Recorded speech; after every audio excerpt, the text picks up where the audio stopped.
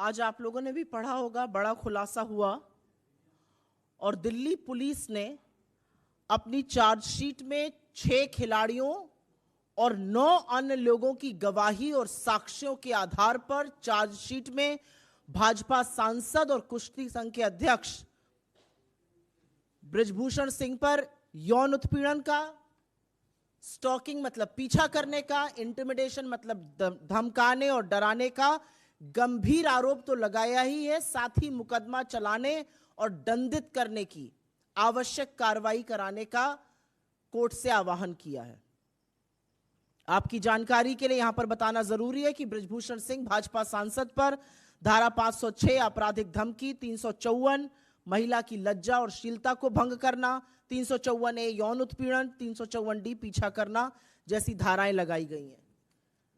Police ने अपनी chargesheet में बृजभूषण सिंह को कोर्ट बुलाकर ट्रायल शुरू करने और विटनेसेस जो इसमें मेंशन्ड हैं उनको बुलाकर मुकदमा शुरू करने की पैरवी की है।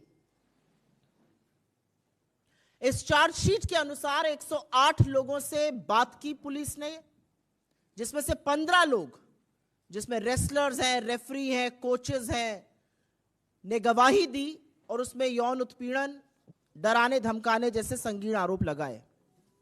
लेकिन विडंबना सबसे बड़ी यह है कि दिल्ली पुलिस की चार्जशीट उन्हीं लोगों के बयानों, उन्हीं लोगों की गवाही पर आधारित है जिन्होंने एग्जैक्टली ये सेम आरोप, एग्जैक्टली ये सेम गवाही सरकार द्वारा गठित ओवरसाइट कमेटी के सामने भी लगाई थी। आपकी याद ताजा करने के लिए बता दूं कि जनवरी 2023 में सरकार ने एक 6 सदस्यीय ओवरसाइट कमेटी गठित करी थी, जिसकी अध्यक्षता उत्कृष्ट मुक्केबाज श्रीमती मैरी कॉम ने करी थी।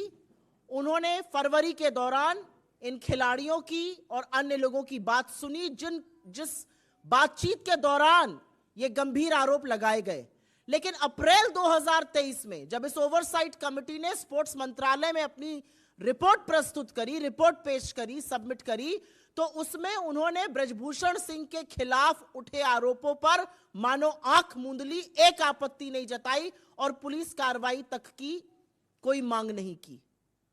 और जैसा कि सर्वविदित है, कोई कार्रवाई ना होने पर, ओवरसाइट समिति से पूरी तरह से विश्वास हिल जाने पर खिलाड़ी साक्षी मलिक, विनेश फोगट, संगीता फोगट, बजरंग पुनिया जैसे खिलाड़ी वापस जंतर मंतर पर आकर मजबूर हुए कि वो फिर से प्रदर्शन करें अपनी जायज मांगों को लेकर। और उस दौरान उनको गालियां दी गई, उनके साथ हाथापाई की गई, उनको सड़कों पे घसीटा गया, उनके सीनों को रौंदा गया। और यहां तक कि जब उन्होंने थक हार कर अपने मेडल गंगा में बहाने की बात करी, तो इस सरकार ने अपील नहीं करी कि ऐसा ना किया जाए। पर क्या अब चार्जशीट में संगीन आरोप आने के बाद, साक्ष्यों के आधार पर बनी इस चार्जशीट के बाद भी सरकार मौन रहेगी? क्या अभी भी प्रधानमंत्री कुछ नहीं बोलेंगे? क्या अभी भी महिला बाल विकास मंत्री स्मृति ईरानी अपना मुंह तभी खोलेंगी जब राहुल गांधी के खिलाफ विश्व गणना रहेगा? क्या खेल मंत्री अनुराग गोली मारो ठाकुर तभी नारे लगाएंगे जब दिल्ली में दंगे कराए जाएंगे? इस चार्जशीट पर कोई कुछ नहीं बोलेगा। क्या अभी भी संरक्षण बृजभूषण शरण सिंह को दिया जाता रहेगा? क्योंकि असलियत यह है कि अगर जरा सा भी नैतिकता, रत्ती भर नैतिकता इस सरकार में, इस देश के प्रधानमंत्री में, इस देश के गृह मंत्री में, भाजपा के अध्यक्ष में होती, तो संरक्षण बेटियों को मिलता, बेटियों के खिलाफ अपराध करने वाले आरोपी को नहीं। लेकिन यह देश भी देख रहा है, और यह देश देख रहा है कि कैसे लगातार, नॉट वंस नॉट ट्वाइस, एक बार नहीं, 2 बार नहीं, लगातार भारतीय जनता पार्टी नेताओं, सरकार और प्रधानमंत्री का संरक्षण आरोपी को मिलता है इस देश की बेटियों के विरुद्ध। तो इस मंच से हमारे प्रधानमंत्री से बहुत ही चंद कुछ सवाल हैं। हमारा पहला सवाल तो वही है जो यह सवाल पूरा देश सोच रहा है। महिला खिलाड़ियों के खिलाफ यौन शोषण के मामले पर प्रधानमंत्री चुप क्यों हैं?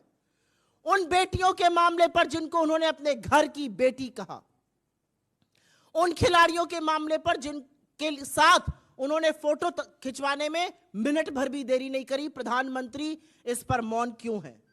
प्रधानमंत्री अपने चहेते सांसद बृजभूषण सिंह को पार्टी से कब निकाल फेंकेंगे? यह सवाल आज देश पूछ रहा है। आज देश पूछ रहा है कि भाजपा सांसद और कुश्ती संघ के जो अध्यक्ष हैं बृजभूषण सिंह, उनकी गिरफ्तारी कब होगी? क्यों इतनी छूट मिली हुई है उनको? और अंत में मोदी जी, आपकी सरकार बृजभूषण सिंह को संरक्षण देना कब बंद करेगी? बिकॉज यहां पर वस्तुतः स्थिति यह है कि यहां पर देश का विपक्ष आपसे सवाल नहीं पूछ रहा है। आपका टेस्ट, आपका परीक्षण इस समय देश की बेटियां करना चाहती हैं। क्या नैतिकता है जरा सी भी आप में? और आप क्या कीजिएगा?